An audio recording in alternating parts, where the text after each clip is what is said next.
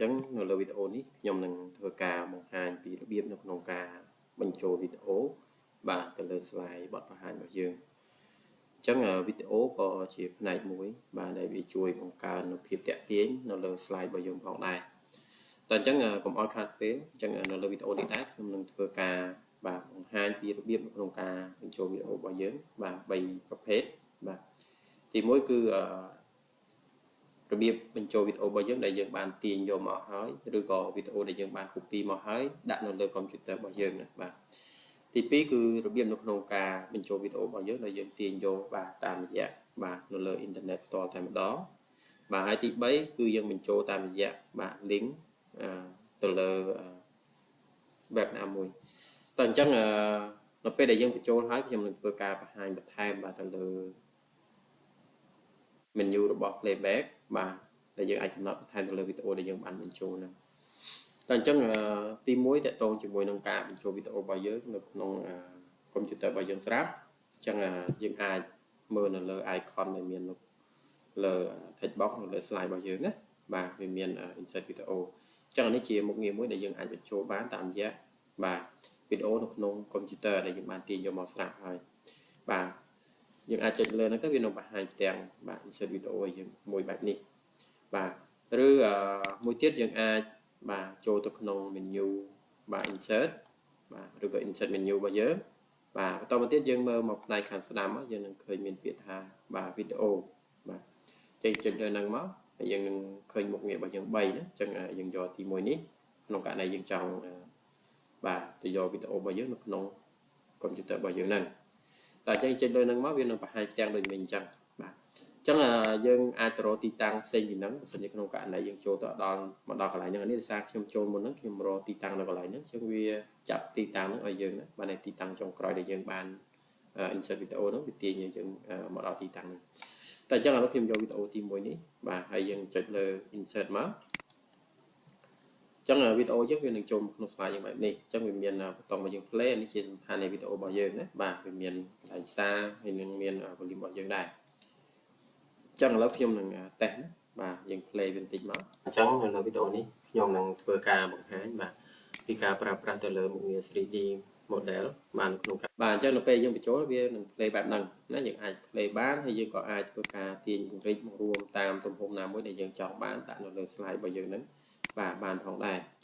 បាទអានេះតកតងជាមួយនឹងការបញ្ចូលរបស់យើងណាបាទតែអញ្ចឹងខ្ញុំសូមបង្ហាញមួយទៀតតកតងជាមួយនឹងការបញ្ចូលវីដេអូរបស់យើងដែរប៉ុន្តែយើងបញ្ចូលតាមរយៈ stock បាទវីដេអូអញ្ចឹង stock វីដេអូនេះជាវីដេអូដែលវាមានស្រាប់បាទនៅលើអ៊ីនធឺណិតបាទអញ្ចឹងនៅក្នុងការបញ្ចូលយើងអាចបញ្ចូលតាមរយៈបាទប៊ូតុងដូចមុនបានទេនៅក្នុងករណីយើងចង់ប្រើ stock វីដេអូបាទអញ្ចឹងយើងត្រូវធ្វើការចូលទៅក្នុង insert menu បាទបន្តមកទៀតយើងចូលទៅក្នុងវីដេអូរបស់យើងដដែលបាទចូលលើវីដេអូហ្នឹងមកហើយយើងយកពាក្យថា stop បាទវីដេអូចឹងដល់ពេលយើង stop វីដេអូមកវានឹងបង្ហាញផ្ទាំងបែបនេះឲ្យយើងមួយណាចឹងយើងត្រូវរងចាំបន្តិចហើយសូមបញ្ជាក់ថានៅក្នុងការបញ្ចូល stop វីដេអូនេះដែរគឺយើងត្រូវភ្ជាប់ជាមួយនឹងអ៊ីនធឺណិតរបស់យើងណាបាទជាចាំបាច់បើយើងអត់ភ្ជាប់អ៊ីនធឺណិតទេយើងអត់អាចបាទទៅយកវីដេអូហ្នឹងមកបានទេចឹងនៅក្នុងនេះវាមានគំរូវីដេអូមួយចំនួនដែលមាននៅក្នុងនេះបើសិនជាតាក់ទងជាមួយនឹងបទបង្ហាញរបស់យើងបាទយើងអាចទៅទាញយកមកបានបើសិនជានៅក្នុងនេះឥឡូវទៀតថាបើសិនជាយើងចង់បានតាក់ទងជាមួយនឹងអីយើងអាចធ្វើការ search បន្ថែមឥឡូវខ្ញុំសូមយកឥឡូវទៀតខ្ញុំដាក់ទៅលើ flower ចាបាទចឹងយើង search ទៅលើ flower ចឹងវានឹងមានរូបផ្កាឲ្យយើងបាទចឹងខ្ញុំយករូបផ្កាចុះឥឡូវទៀតថាខ្ញុំយករូបផ្កាមួយនេះបាទអញ្ចឹងចុចលើហ្នឹងមកហើយយើងយក insert មកអញ្ចឹងវានឹងទាញវីដេអូហ្នឹងដាក់មកលើ slide របស់យើងហ្នឹងតែម្ដងបាទហើយវាដាក់លើលក្ខណៈពេញអេក្រង់បែបនេះចុះឥឡូវខ្ញុំសូមរួមបន្ទូចបន្តិចបាទយើងមើលបែបនេះបាទយើងស្រួលមើលហើយយើងអាច play បានដូចគ្នាណាតែដោយសារតែជាទូទៅវីដេអូអស់នេះវាជា animate អញ្ចឹងយើងវាអត់មាននេះទេវាមានសំឡេងអញ្ចឹងសំឡេងមានបាទចា៎នេះជាសំខាន់នៃវីដេអូដែលយើងប្រើប្រាស់ stock image យើងទៅទាញយកវាមកតែអញ្ចឹងមួយទៀតណាបាទមួយទៀតគឺតកតងជាមួយនឹង online វីដេអូអញ្ចឹងចង់ដឹងថាតើ online វីដេអូនេះវាខុសគ្នាមិនរវាងវីដេអូពីមុនអញ្ចឹង online វីដេអូនេះជាវីដេអូមួយដែលយើង bạn này tha vì copy link vì website mà hay tiền vô video nó mà đã lựa slide dân tạm đó chắc trong được cả hai nhé bạn chắc là bây giờ dân vô online video vì ở dân phải cho từ lừa address video bảo dân nâng chắc là net ở này ai cho từ lừa YouTube tới và chắc là dân từ video nam môi để dân trong bàn dân tập bài video nâng má lâu tiền tha khi nhung trong đại video được bị bằng cao cầm rong sủng nụ nó là cùng form ní và cho từ nông slide mình nâng cho nên tao không nên mơ nộp này thằng lời nè để tao không nên khơi nhiều ở bảo video nó nghe cho những click lên nó mới nó viên vừa ca select từ lớn và URL là ngay bà được bây giờ nó link là ngay trong dân copy má bà mau sẽ đám của bạn á bà dân copy thòm đá rồi có dân về select lên về bài đăng hái bà dân control C của bạn này dân copy dân pra control C của bạn mau sẽ đám dân pra copy lên mình của bạn này và tao mới tiếp dân cho một lượt slide vào dân đợt đá và hay dân click lên đăng tác hay dân pha món và dân control V của bạn rồi dân mouse lên nó vô pha món của bạn này chắc viên được cho là bà viên được đặt website chỗ chắc viên được đặt video nó mà oi giờ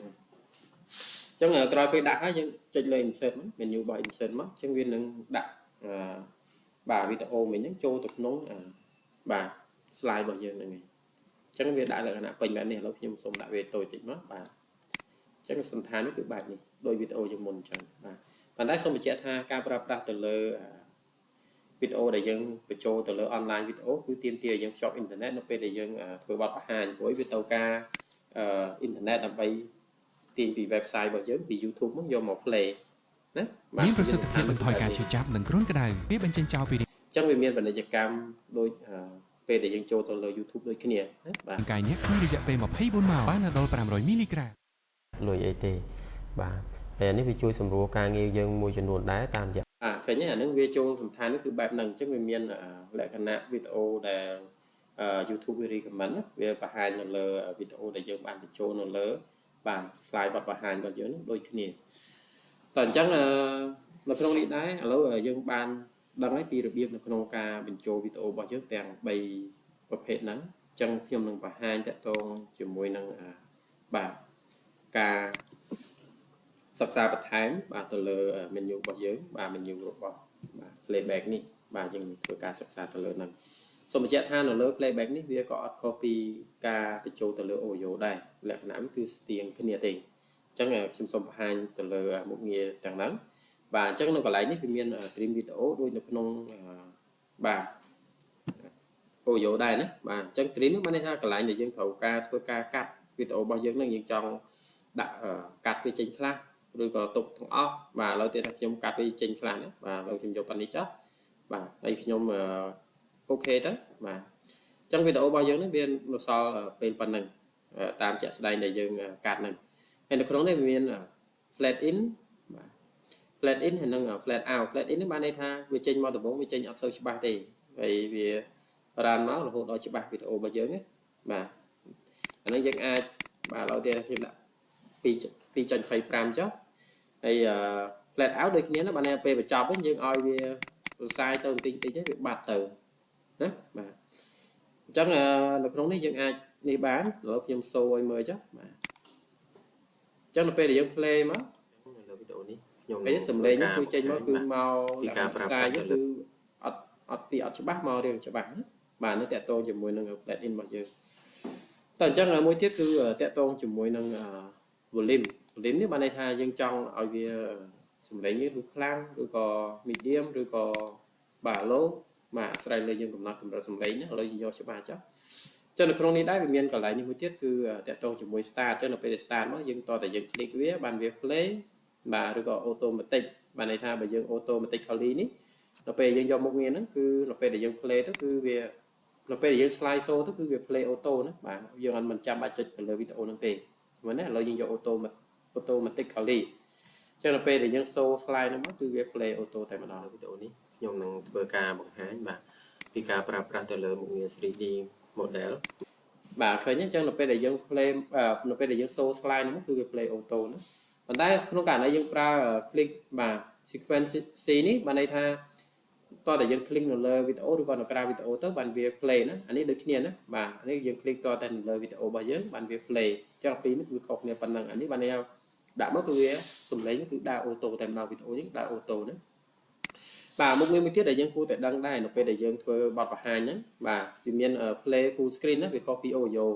អញ្ចឹងធម្មតាវីដេអូនៅពេលដែលយើងរៀបចំ slide យើងដាក់លក្ខណៈវាតូចចេះក៏ដោយអញ្ចឹងនៅពេលដែលយើង play មកវានឹងមានលក្ខណៈបើយើង click លើកន្លែងនេះបាទនេះវា play ទៅវា full screen ពេញអេក្រង់របស់យើងតែម្ដងយើងមើលណាបាទអញ្ចឹងនៅលើវីដេអូនេះខ្ញុំនឹងធ្វើការបង្ហាញបាទ